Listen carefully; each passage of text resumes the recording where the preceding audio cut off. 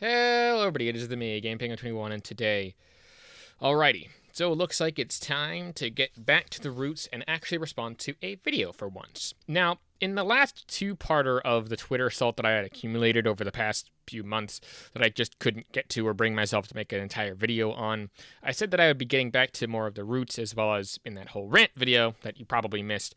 But this is what I meant by that. I am going to be reacting to, of course, a video and commentating over it like I usually do. So, yeah. This video is on the PS5 versus PC debate where you get like a Pro versus this.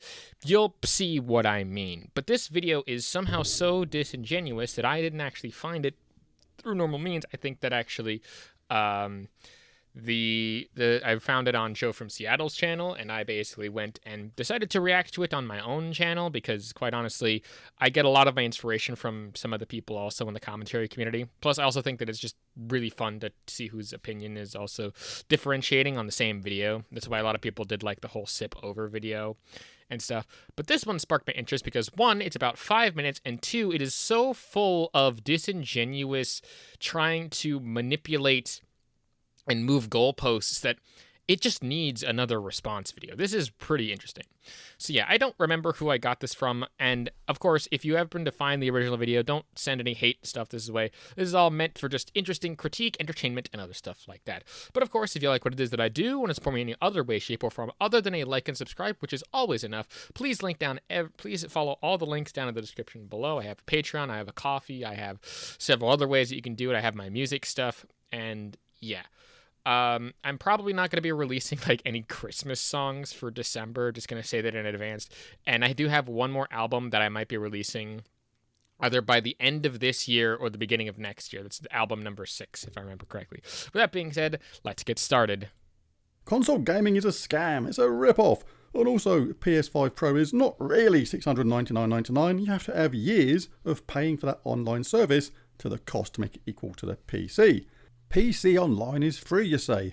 You have to add that yearly cost for online to the price of a PS5 Pro to get the real cost of a Pro over 5 years, I hear you say. Okay, let's do that. But yes, you do. All of that is actually 100% correct. Implementing and budgeting out the entirety of the years that you have to spend for it is something you're going to have to look into. I know for me, when I went and switched from console to PC, I actually ended up stopping to pay for anything that had to do with anything online, really. The only subscription services that I really used were things like Amazon Prime, which I think that I either canceled or is probably coming up. Maybe I should actually cancel that, as well as a couple other things, including the family Netflix account and stuff like that. So obviously, yeah, that's kind of a thing, because again, you're still paying into a service that you have to use your games for, mostly online, though there are a couple of free-to-plays that may or may not need it. It depends. It's very strange, very weird way to do it. But yes, you do have to kind of factor that in as well if you really want to be money stingy about it. But let's not miss out the other details regarding that service that people manage to forget when wanting that comparison. Keep this in mind moving forward, by the way.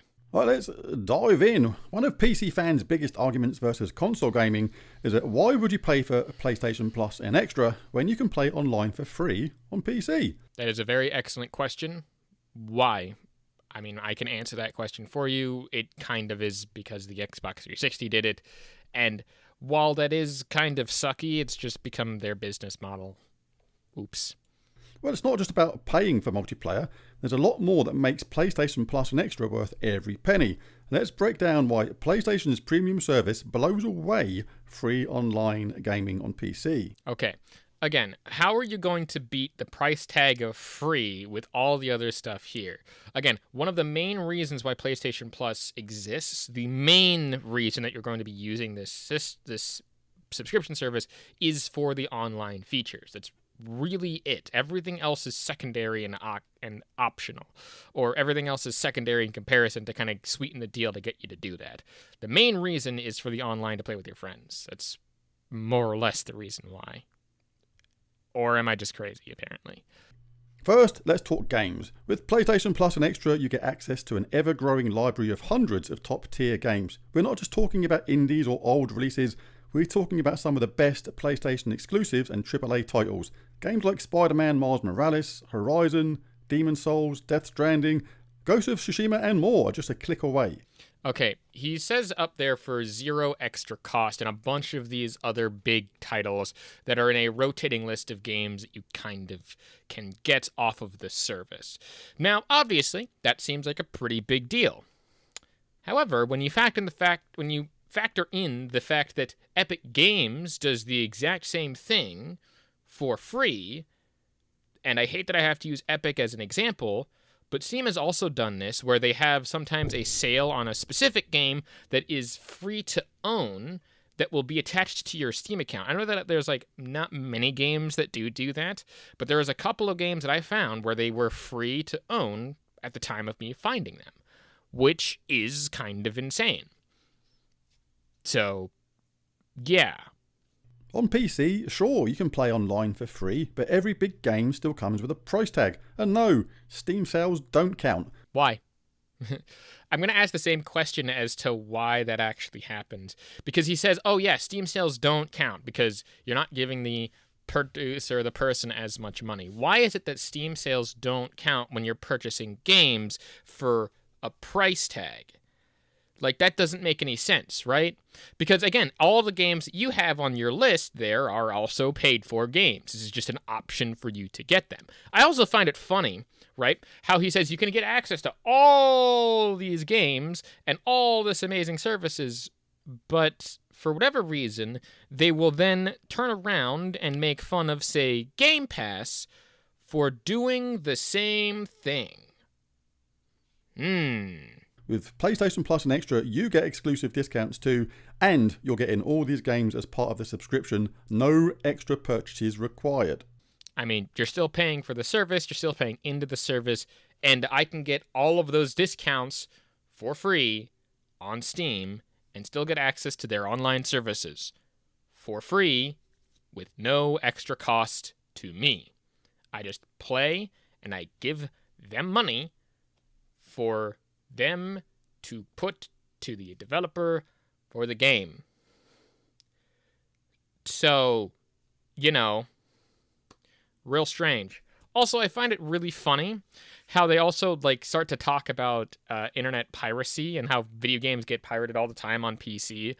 Is this not technically, for whatever reason, pirating for one reason or another? Because PlayStation is giving away these games for free to you for no cost other than giving them money for the subscription services. So you're not paying for the games, you're paying to get access to games that PlayStation allows you to have. Am I mentioning that correctly? Very strange. Now onto the free games. Each month, PlayStation Plus gives you 3 free titles you can download and keep as long as you're subscribed. I mean, again, those free games you can keep so long as you're subscribed, as well as in the fact that those games also rotate, and those are 3 games that you may or may not like as well. And also, this then discounts the fact that, sales, you said sales don't matter, at least on the Steam side of things. Why? These aren't throwaway games either. They are popular titles that stay in your library and you get 36 a year. So over 5 years, that's 180 games. That you may or may not want, that may or may not be newer games or older games, depending on several different things here. You say that again, 180 games. On PC, free-to-play games are cool, but they don't hold a candle to getting AAA games as part of your subscription. That is your opinion. Some AAA games are actually garbage, and also there are certain free-to-play games, like the finals, which you should fucking play, that are 100%, yes, they are cross-platform, so shut the fuck up, all the people in the comments, but they are free-to-play, and they somehow blow the pants off of any other AAA game that I've seen, at least throughout this year, for me personally. Again, I don't really have a lot of money to spend around right now, but the finals has gotten me through this entire year. I've played it practically every day because it is just that good. And it's free to play across all platforms. And yeah, certainly. Oh no, but it's not a PC exclusive. Oh, who the fuck cares? It's a good free to play game that's available everywhere. Plus, also, I think we have like Dota, which is free to play, and Team Fortress 2, which is free to play, and a lot of this other stuff, which is like big AAA games, which are free to play, technically. But who the fuck cares? It's a good game. And on top of that, PS Plus subscribers get exclusive discounts in the PlayStation Store. You can save tons of cash on new releases and DLC. But you still have to pay for both the online services and then pay for the discounts. Why is that better, right, than Steam sales, which happen frequently and do not cost you any amounts of money to actually get the deals? How is paying for deals better than getting the deals just because you're a consumer in the storefront? What the hell? Then there's the PlayStation ecosystem, something PC just cannot match.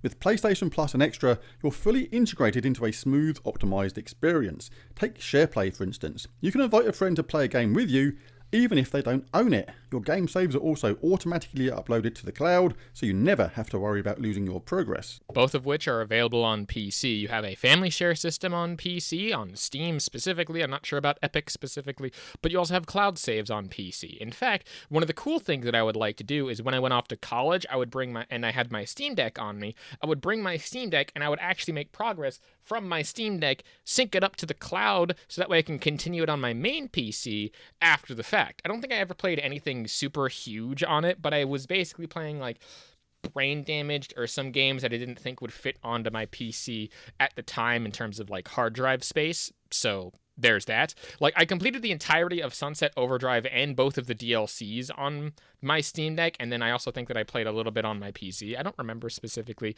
but I can do that too with no cost to me. And it's an entirely integrated system that works with my handheld with its own device, which is its own device, not like a screen that just does SharePlay or whatever. Progress. On PC, you might have some of these features, but they're scattered across different platforms like Steam and Epic, and each require their own setup, and not every game supports them. No, practically every game supports it on Steam. I've not met one game that does not support things like cloud saves on Steam and stuff like that. PlayStation's ecosystem is unified, meaning everything just works. That phrase will now forever be ruined for me because of Todd Howard, and if you know, you know. No extra setup, no headaches. PS Plus also offers a superior online experience. Dedicated service for many games, meaning less lag, fewer dropped connections, and a smoother online experience. I really don't think that that's the case, though. I think that that actually has to do with your router as well as a couple other things, and I don't think that that sort of server system exists everywhere on PC. I think that more or less the developers have done that as well. I don't know if that's the case, actually. Does PlayStation have their own servers that they run the games through for some reason? I don't know. It seems very strange. PC multiplayer, while free, sometimes relies on peer-to-peer networks, which can lead to inconsistent experiences, especially if someone's got a bad internet connection. And let's not forget about the PlayStation exclusives. These are games you simply will not find on PC, or if they do make it to PC, it's often months or maybe even years later. This has always confused me as well. Well, yes, the PC might have peer-to-peer connection for one thing. That's actually kind of better in some cases, because then that means that you can have things like LAN parties, or quote-unquote LAN parties, where you can have all the PCs connect together to like one internet system and have all of them kind of work interchangeably. I'm not sure if you can do that with the other consoles, unsure. But for like the quote-unquote exclusives that you get, and that you can get them years down the line, what's the matter with waiting for games that you're not too excited about from a company that you don't really care to give money to for whatever reason, or you would like to give money to it, but you don't own the platform, and you don't want the platform for just like the one or two games that they would maybe release that might be good. I don't know. It's very strange.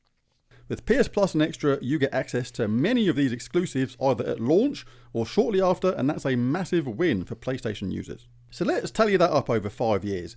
I'm in the UK and the sub is £60 a year, so £300 over 5 years, and that's at full price. The sub is often available for far less, and I got it last time from a PS Plus offer for £33, and before that via digital key on offer for £25. and I bought 4. So you can get keys and stuff and be a budgetary thing to get the price lowered for, say, PS Plus on your main system, right?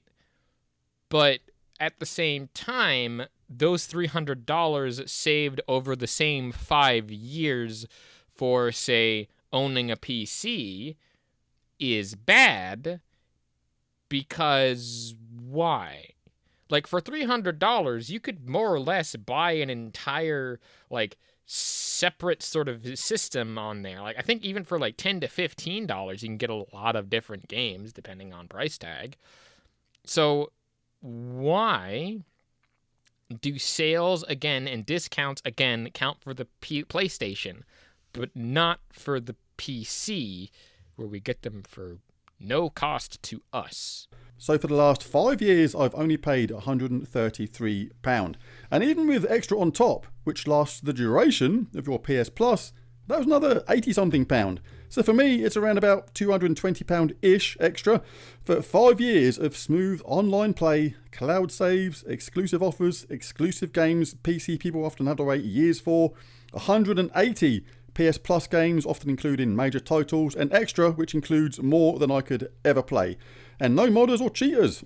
I mean, again, I have a lot of games that I could more than ever play on PC with practically some pretty smooth connections as well, depending on server lag, I guess.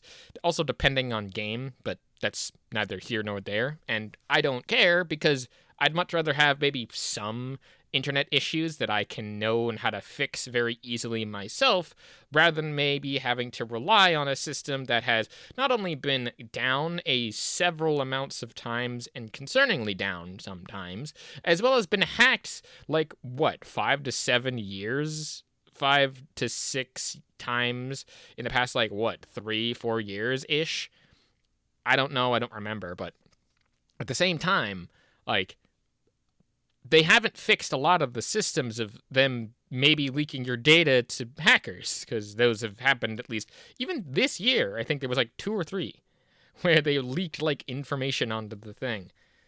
Very strange, but okay, cool.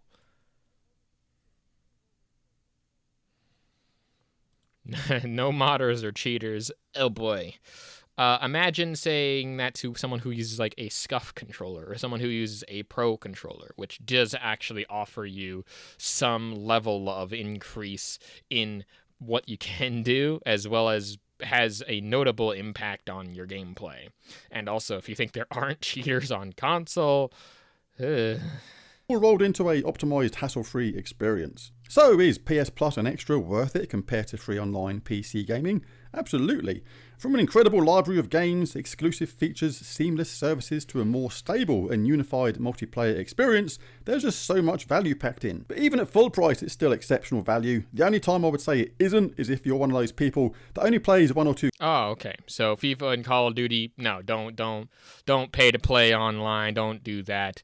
Don't do that at all, because of all that whole stuff. So yeah, it's like, you know. I would prefer free PS online and lose this? Hell no. I mean, if you would want to not pay and maybe save some of that $300 over the course of that, say, 5 years to spend on, say, groceries, or spend on something other, spend on like another hobby, I think that would also be pretty cool. But there's another like 30 seconds left of this, and that's mostly just his outro. But it does seem like he practically is done.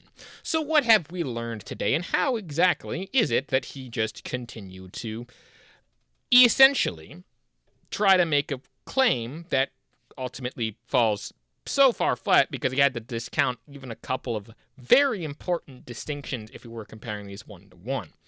So you have to pay PlayStation for their online services, all of their online services, including the messaging and voice chat and other things like that. You also have to pay them for discounts and possibly free games that you may or may not like. And those free games can sometimes be big ones, sometimes be smaller ones, but they're whatever the ones are in the bargain bin that month. You also then have to pay for What the hell else was it? Pay for, quote, no hackers and cheaters, despite the fact that that's not really the case. And you also have to continue to pay them in order to gain access to a lot of the library of your games. So those like 800 plus games that he has, all of them will be gone the second that he just decides, I don't want to pay or can't pay anymore.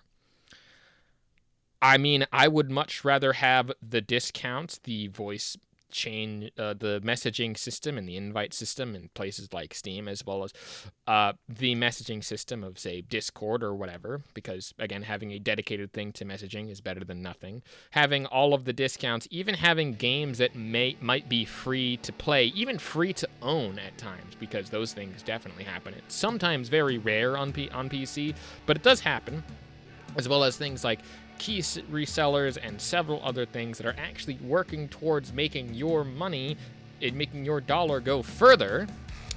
All of that, right, for free, with no upfront cost except for like the price of a PC, which to some people might seem like a lot. And I'm not gonna lie, if you want to get a good PC, like a top tier one that you will have for like the next 5 years, you might be looking at the same price as a PS5 Pro if you're budget shopping. But it depends, and it's all like this and that and the other thing, and it's all confusing. But at the end of the day, my opinion on this, paying for online, I'm glad that I got out of it when I switched over to PC, because I have nothing recurring on my card apart from maybe Amazon Prime, and that's it. Oops. Anyway, guys, with all that being said, if you like what it is that I do and want to support me any other way, shape, or form, links down to everything in the description below. Again, my name is GamePenguin21. Thank you all so much for watching. Hey man, can I get a favor?